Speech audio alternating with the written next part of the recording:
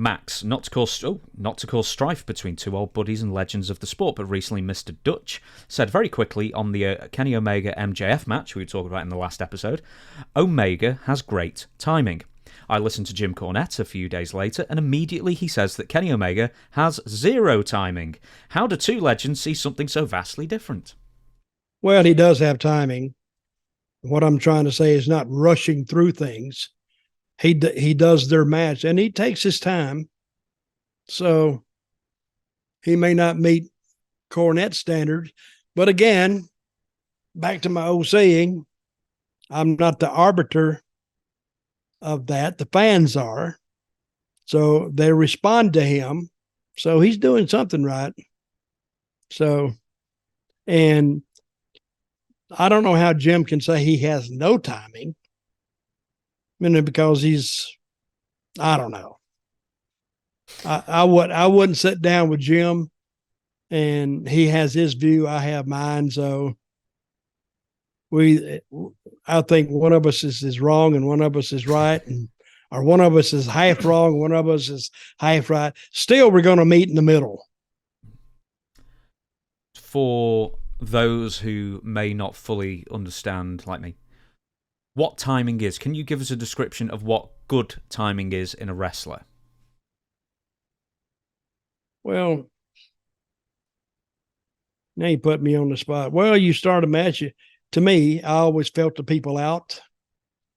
And the old, you make your opponent look good at the front. And that is like a comedian testing the audience. You're seeing what they respond to. And then if you've ever seen some guys like Nick Bockwinkel work or Harley Race work, even Dory Funk Jr., they took their time. That's why they could put 40 minutes in and not take a deep breath. They didn't do a hell of a lot. But what they did, after a while, the people get invested in it. So with Omega and MJF, people got invested in that match. And toward the end, they weren't going hell bent for leather on every move. They were taking their time.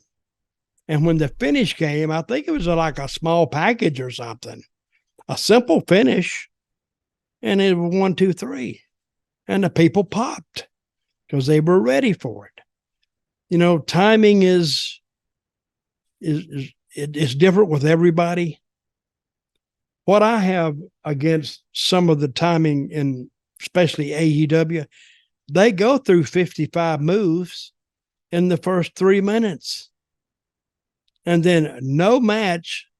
I mean, they could hit a hell of a move on a guy. He's up 2 seconds later. Like it didn't even affect him. So if you're not going to sell it, why do it? I mean, some of those moves are so good that it should be finishes. You should end the match with that.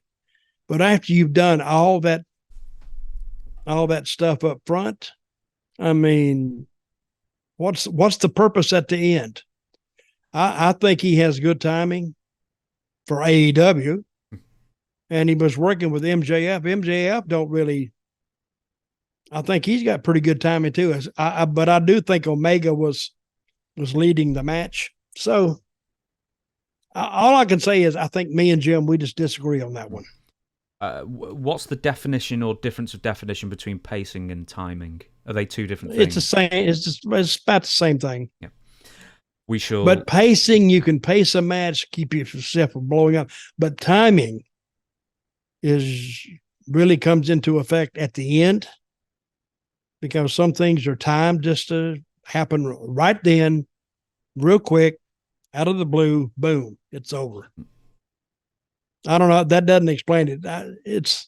I could do it better in a ring but since we're not in the ring, I'm trying to explain it, which is kind of open-ended, and I know that, but so I don't have an answer. I don't know. Next, I can do it, but I can't explain it.